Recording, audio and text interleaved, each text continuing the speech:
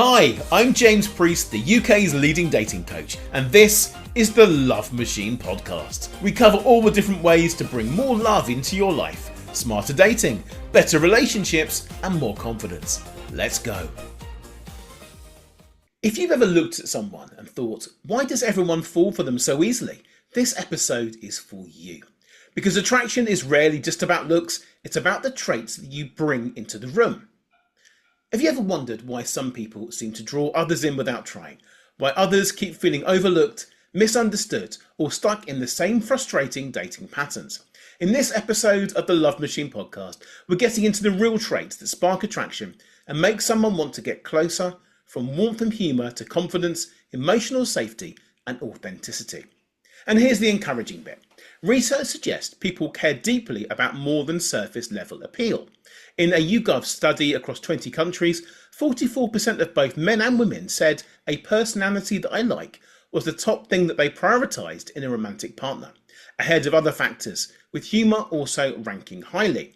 So if you've ever wondered that attraction is something that you have or you don't have, think again.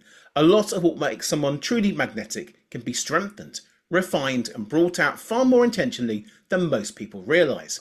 And today, to help me discuss this, I am joined by the fantastic Sophia Bloom, a dating and relationship coach who specialises in neurodivergence, mock dating and attachment theory. She helps analytical, deep-thinking people turn dating from something confusing and draining into something clearer, calmer and far more connected. And together, we'll unpack the qualities that genuinely make people fall in love and share a few practical ways you can start boosting them in your own dating life. So this is the Love Machine podcast with me, James Preece, bringing you honest, expert dating advice to help you find love and build better relationships. So when you listen to this, please make sure that you subscribe. And if this episode hits home, reach out and let me know what trait you think creates the strongest attraction. Sophia, how are you doing? I'm doing well. How are you? I'm really good, thank you. The sun is shining, as I often say. Very rare here in the UK. It's a nice day. It's so good to have you on here. We've known each other for a little while now. You have coached some of my clients with the mock dating. I know that you're amazing, and I really was keen to get you to do this. So it's going to be a fun conversation. We don't entirely know what we're going to talk about, but we're going to teach the subject of attraction and why some people have got it and some people haven't. Yeah, I know. We always end up having interesting conversations, so I'm sure whatever we talk about, it'll be good. It'll be good. It'll be interesting regardless. So for those that don't know much about you, how did you become a dating relationship coach and what sort of people do you help? I became a dating and relationship coach because I really love helping people find their person. Just that real sense of connection that you get when you feel like you can be entirely authentically yourself and you feel like you can entirely accept another person.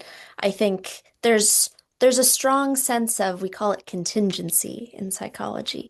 Um, and it's something that is so integral to humans, and it's something that we need so much, and so many people struggle to have it.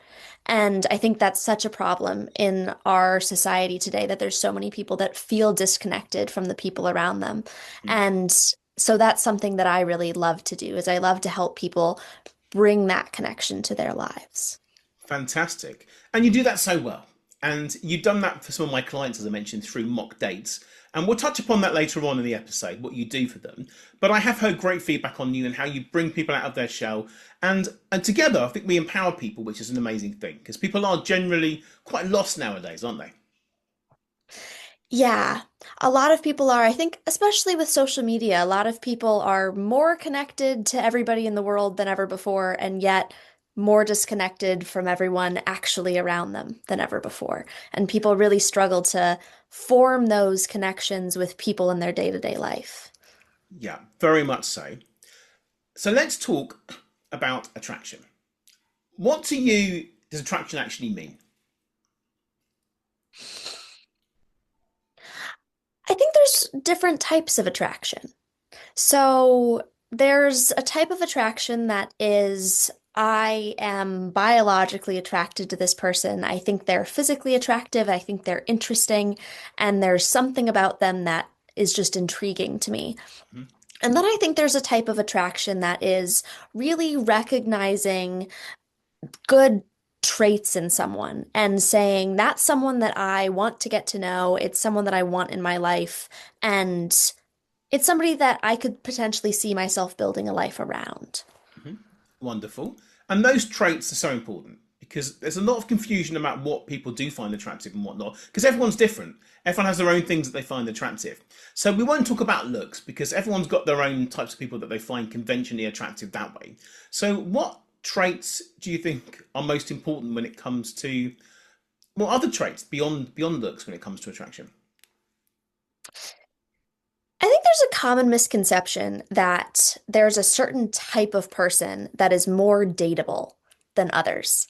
Really, any person, it doesn't matter what your personality is, what your beliefs are, there is a person out there for you. Maybe there's less number of people out there for you if you have like more niche interests and more specific things you're looking for in a partner. But there's nothing about a person that makes them more or less dateable. Really, what makes someone more or less dateable is the skills and like emotional and relational skills that they have. So, as far as the things that make people just generally attractive and the traits that generally matter, a lot of it comes back to the traits that will make somebody be a good partner. And that usually is around communication and their own emotional regulation and how secure they're able to be in their own relationships and their relationship with their self. That's an important one. How you treat yourself. That's probably the hardest one for many people. You can give your attention to somebody else. Often you don't give it to yourself, do you? That's a common problem. And I think I agree. Everyone has different traits, and everyone's dateable in their own way when you discover what that might be.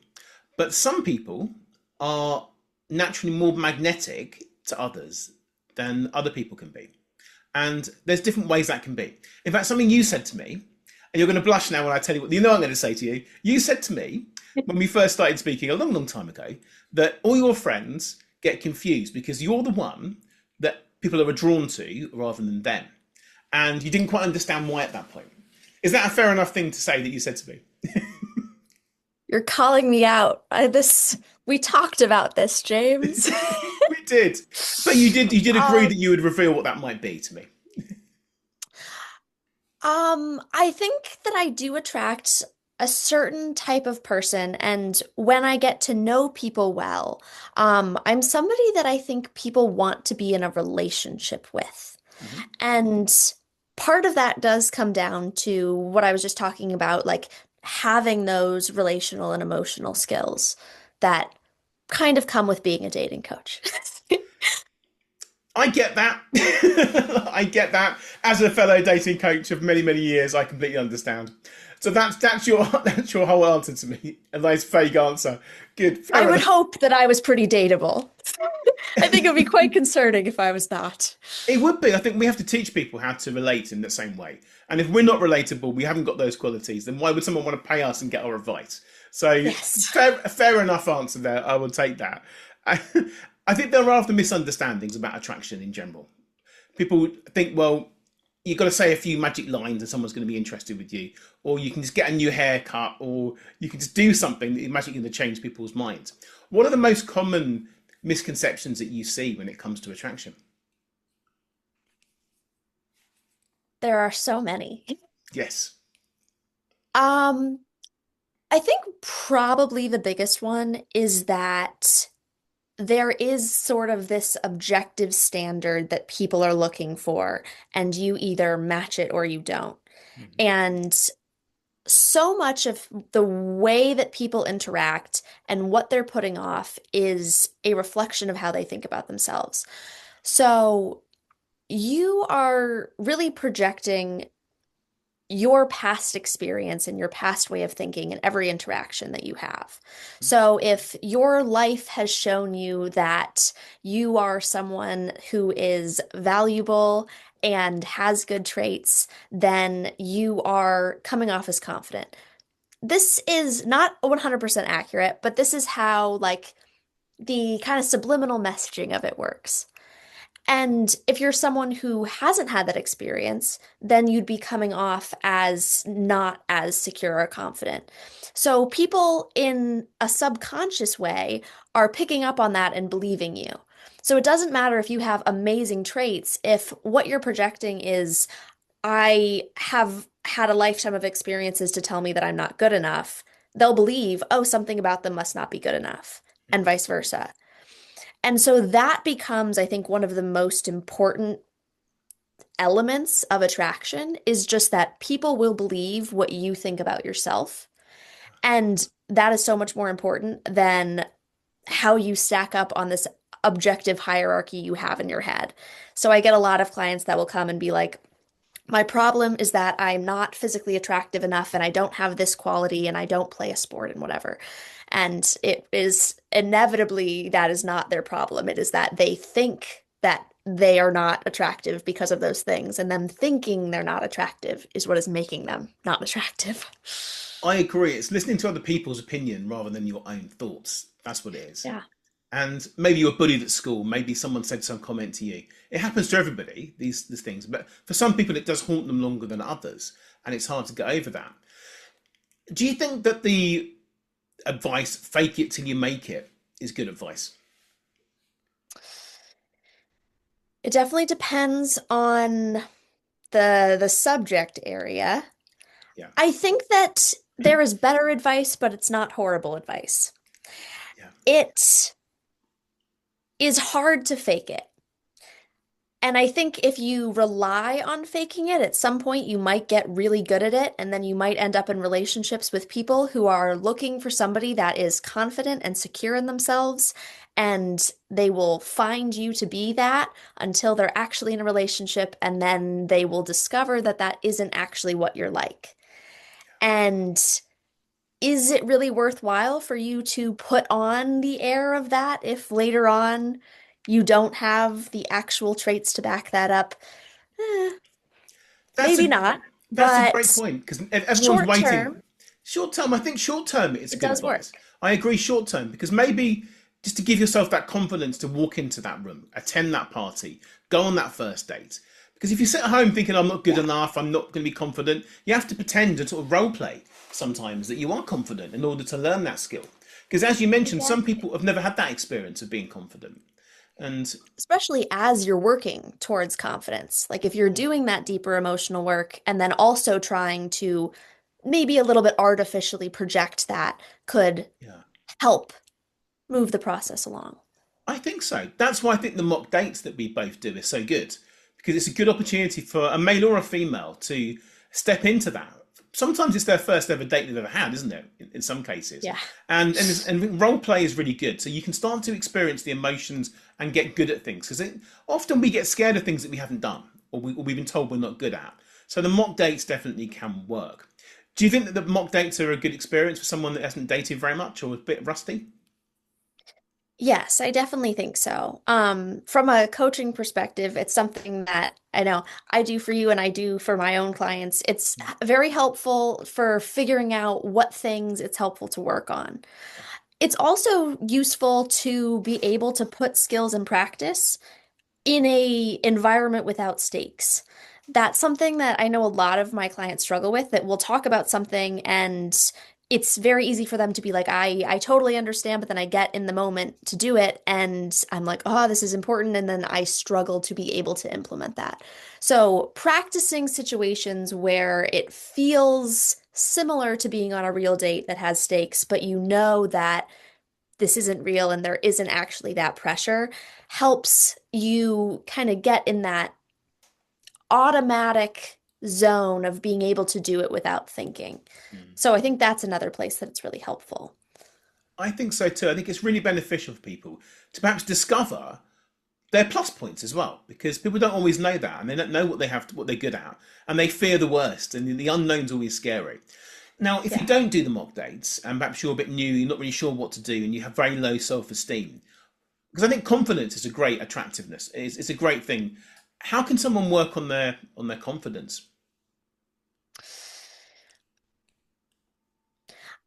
Well, a lot of it comes down to really being willing to sit with yourself and accept all the parts of yourself. A lot of times, I think people think of confidence as believing you're good at things. And so, if I am really physically attractive, if I'm really good at sports, if I'm really smart, then I'll be confident. And that is not actually how it works.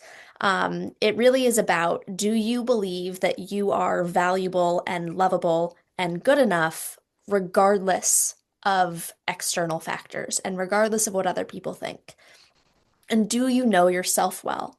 So I think really sitting with yourself and being willing to accept you for everything that you are and doing that for other people is is really what you need to be able to do. That is something far easier said than done, but that is the goal. That's always the goal. And another quality people have, and I mentioned this in the intro, people find attractive, is humour. Just as well, really. And I think it's a great quality. Humour can break down any barrier. It can make the confident become the shy become confident. It can make someone who's a bit closed off become warm. It is the secret to all this. But some people don't have that sense of humour because they've had such bad traumatic experiences before. Is there any technique that you have or any ways you can help people to become, well, more in touch with their sense of humour?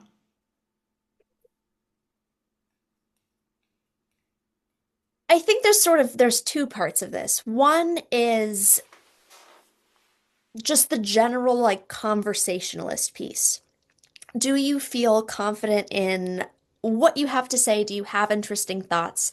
Do you have good experiences? And a lot of that comes from being out in the world and living a life that you feel like is full and complete in and of itself. However, in some ways, I would say I don't know if humor is necessary. I think of it like a lot of other traits, where if you have it, it can be something that's very beneficial and one of the things that makes you attractive. But there's different things that make different people attractive, and only some people, humor is one of them. And it's also something that I think some people are looking for and some people aren't. I am a good example of I am not really attracted to humorous people. I pretty much exclusively date low-key boring individuals. They always think that they're funny. They're not at all. And I enjoy that. So it's really about finding people that accept you for who you are and figuring out what communication style works best for you. You answered that question so well because I was thinking when I asked you that that was a really really tough question to ask somebody, and because everyone's sense of humour is different, and that was such a great answer there. And Thank you. I think some people have a more dry sense of humour, some are sarcastic, some don't have any sense of humour at all. I think if I was to answer the question, I think it's about energy. That is what to me is attractiveness. How what you've got a passion for something in life. Perhaps you're attracted to people who aren't particularly funny or humorous, but they're really enthusiastic or passionate or take things seriously or have a cause that Definitely. that's important to them. So I think there are more important.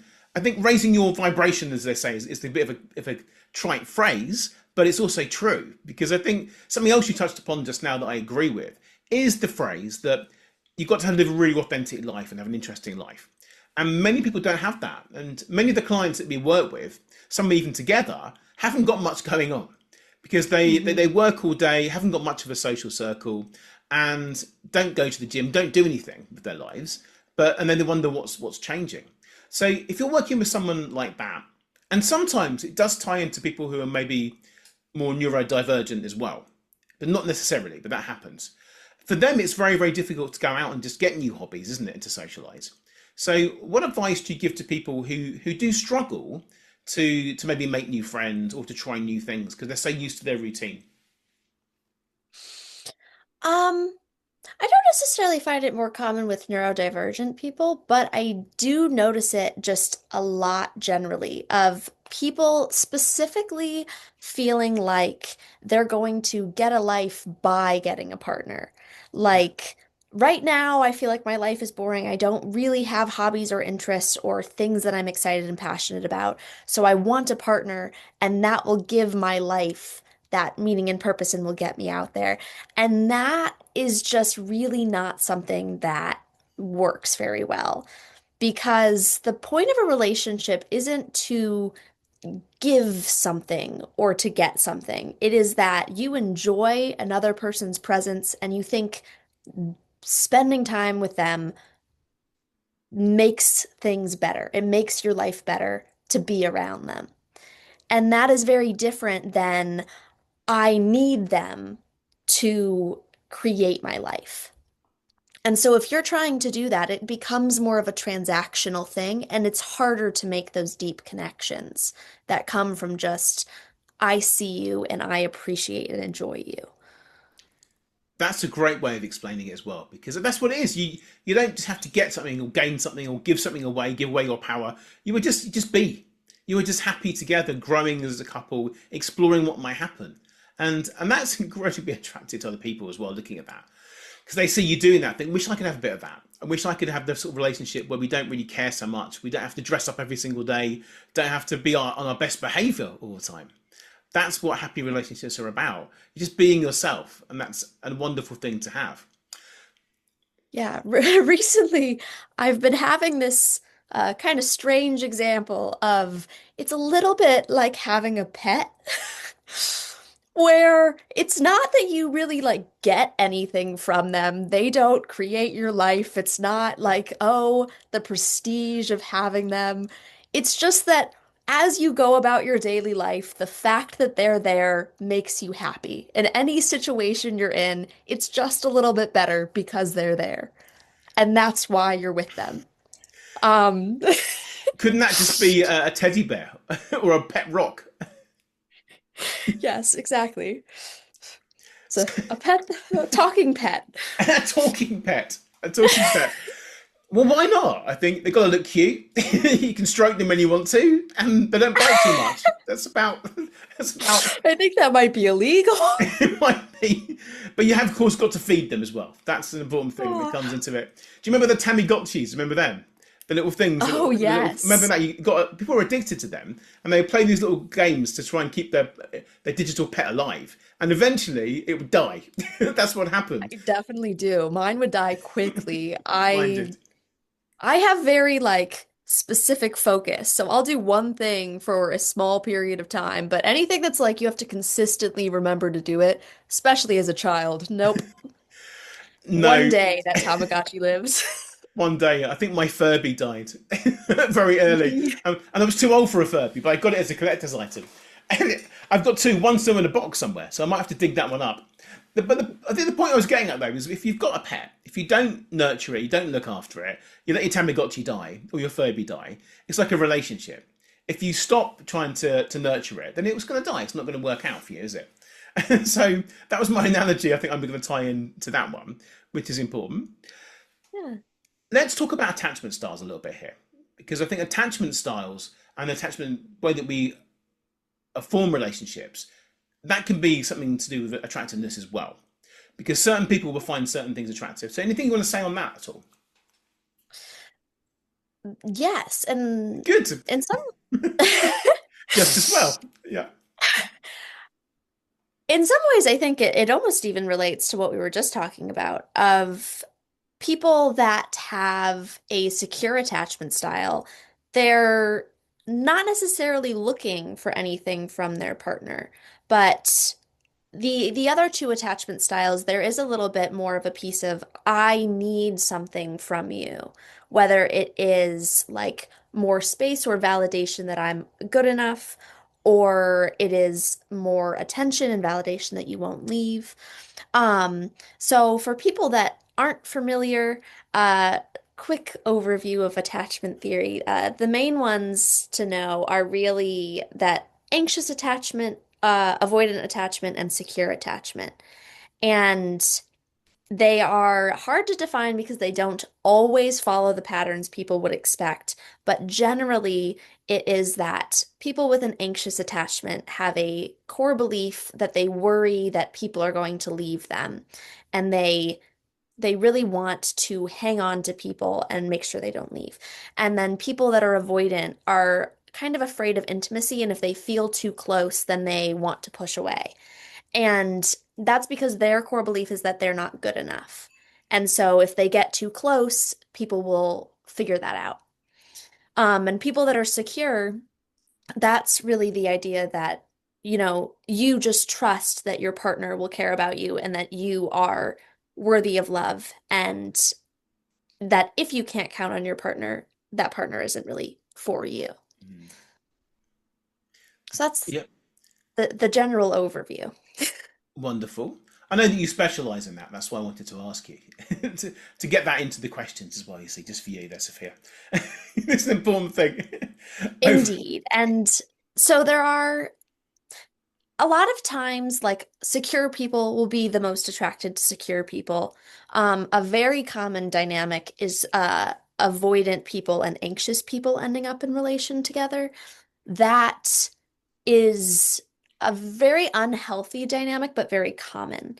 The kind of theory that they have never scientifically proven, but it's the idea that they have as to why maybe this happens, is that it's people trying to like replay past experiences that they've had and do it better this time. So like if in the past you felt like somebody left and now you're really trying to cling to them, you feel like you want somebody that is going to do the same thing and then you can make it not happen. Mm, So that's sort of the idea that they have as to maybe why people seem really attracted, like that are avoidant and anxious. Um, a lot of times that attraction comes off as chemistry. So people don't go into dates, like an anxious person doesn't go into a date and go, wow, that person seems avoidant and afraid of intimacy. How lovely.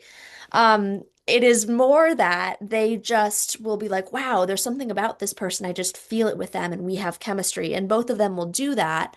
And the people that they happen to feel that with tend to be like the counterpart attachment system. mm.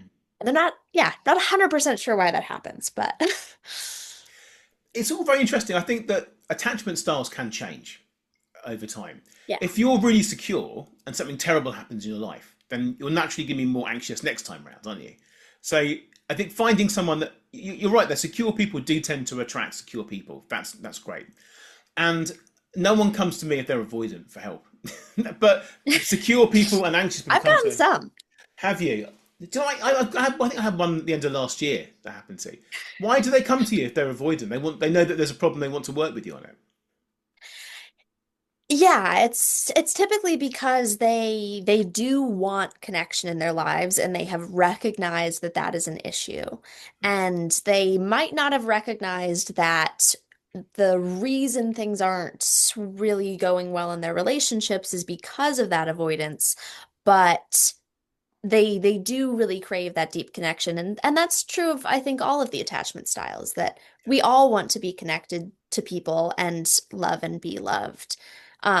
It's just less common with avoidance, I think, because they tend to value independence more and be put that lower on their priority list, but I think you're definitely right there. That the person that came still to there. me at the end of last year, they didn't really realise that they were avoidant until we started working together. Yeah. Not that I'm a doctor or I prescribe them the certain attachment styles. It's not what I do. But it became quite obvious that what their patterns of behaviour were doing that. But ultimately, as you just said and you confirmed, they did want to find somebody, and that's why they were coming to me for help. But generally, it tends to be people that are dating people who are dating someone who is anxious or avoidant, and that's Yeah. causing turmoil because we're attracted to them still for different reasons, and a secure person can still be attracted to somebody who is avoidant because maybe there's certain traits about them that are more positive, and that can happen. But I think if you have an understanding of who you are and what your attachment style is, that can definitely help you, and that brings you into more awareness. The more self awareness you have, the more attractive that is anyway. So that's always going to be a good thing. If Yeah. if someone is out there now and they're going to go on a first date perhaps, or they're going to go to a party and they're a little bit nervous about it, but they want to be seen as more attractive the second that they walk in, how they interact, what advice do you have to give them?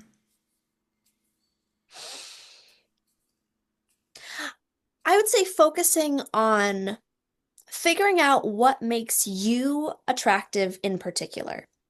A lot of people go online and they research what are all of the things that make me attractive, and they come up with this list of these are the traits of attractive people. And like for men, sometimes it's like I need to wear a black shirt with a gold chain, and I need to have seem this way and act like this and say these things.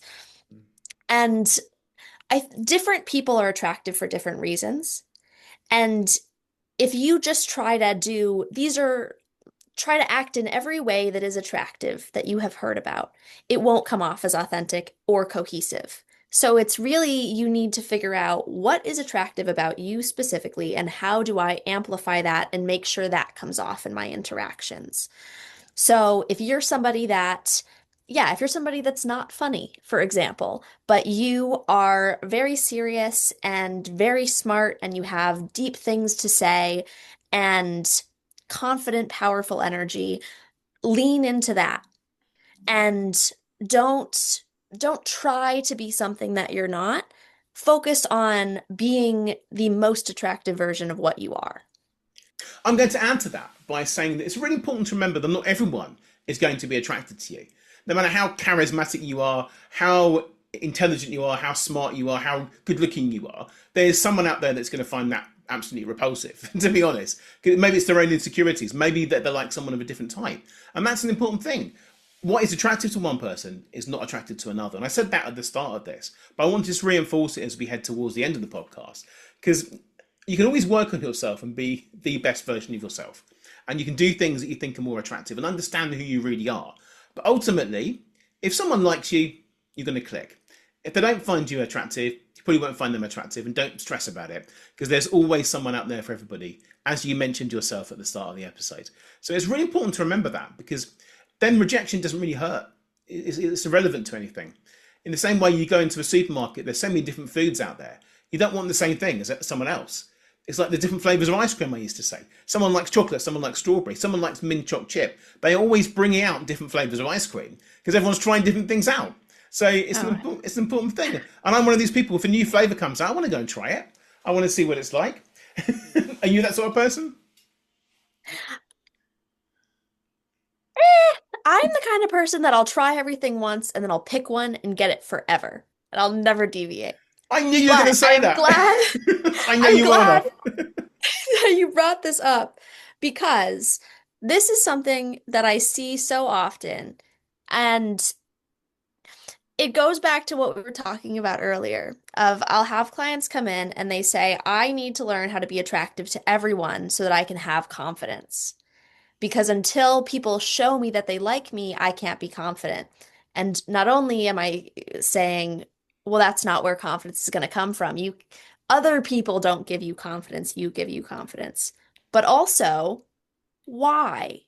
You only are going to date one person. Why do you need everyone to be attracted to you? And typically it's for that reason of like, to show that I'm attractive. Okay, but again, you'll be way more attractive to some people if you aren't diluting yourself to try to be attractive to everybody. And you only need to be attractive to one person, probably. That's very true. I think it is nice to be considered attractive because you might get better service in restaurants. You might get served first in the bar. Attractive people have that advantage, I would say, sometimes. But that tends to be physically attractive people. It's not Yeah. people that have good personalities or are good at sports or whatever it might be, or a good hobby. So that's different advice. I think you're absolutely right. You're doing it to meet your dream partner. Work out what's attractive to you, and the right person, go back to the energy thing, that will resonate with them, and you'll find the right person. And it doesn't matter. If no one else is ever attracted to you again, you've got each other, and keep working Yeah. on that. And that's a very, very good point there. Thank you for Sophia for that one. Some ways, maybe that's even better. If you're really in love and nobody else is ever attracted to you again, how secure will you guys be? You will be. You're never going to worry about someone else cheating or that's going Yeah, to happen. But I think live your own island. I think keep people on their toes a little bit is a nice thing, and never stop working on yourself, and as well as because you're always going to be evolving as we go forwards. And it sort of brings me on to almost my last question with you now, Sophie. And I ask everyone this question towards the end of the podcast, and I can't believe we've already got to that point already. But based on previous conversations, I knew it would fly by. Even though I've tried to ask you more serious questions today than normal. So I want to ask you this one. Do you believe in the concept of soulmates? I believe in the concept of having multiple soulmates.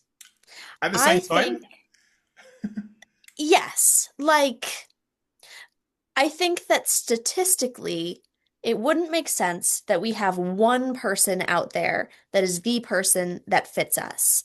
Mhm. I think the likelihood that they live in India or China is very high, and that you, like, for example, I would probably never meet that person. So I don't think that it's like that where there is one single individual out there that is my soulmate. However, I think that there is a bunch of people that would be considered my soulmate. Like they're people that are I can love as much as I can love a person. And it's not something I could do with everybody, and it's not common, and you might only meet like one or two or none in your life. You never know how many you'll meet.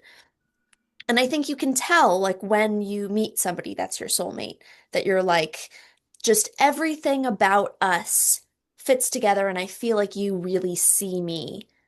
And I don't think I could love anyone more than I love you. Yeah. And I think that's what having a soulmate is. Um, but that's not to say that then, like, if you break up with someone you think is your soulmate, then that's it. There's not another one. Because I think that there always are other people and other soulmates. They're just special and rare. And that's the whole point, that they're special and rare. If everyone was our soulmate, wouldn't life be more complicated overall? You'd always be chopping and changing. It'd be like me with the ice creams again, wouldn't it? On to the next one. I think you focus on the one that you really want, and then you make it work. And that's the whole Yeah. beauty of it. And then they become your soulmate a lot more. But I think that we have to resonate with certain people. We don't always react or resonate to everybody. You have to be a very, very special type to understand you and give that a go. So that's a great answer. Thank you for that. So the last question I want to ask you is, how does somebody find out more about you? So you can visit my website. It's sophiainbloom.com. And my Instagram, TikTok, general social media is also always Sophia underscore in bloom. My coaching practice is called In Bloom, dating and relationship coaching. So pretty easy to remember. It will always be anything Sophia in Bloom. How did you come up with the name? I know, however, Amazing. Really, really good. Lovely. Thank you, Sophia. Wonderful conversation, as I knew it would be. I know we'll talk again soon. Thank you so much. Have a great rest of the day. I really appreciate it, James. Thank you. Bye for now. Bye. Thank you so much for listening. I'd love to give you a free copy of my latest book, which you can download right now from my website, jamespreece.com. If you enjoyed this podcast, I'd really appreciate it if you could share the love by taking a few seconds to write a positive review on the iTunes store right now. See you next time.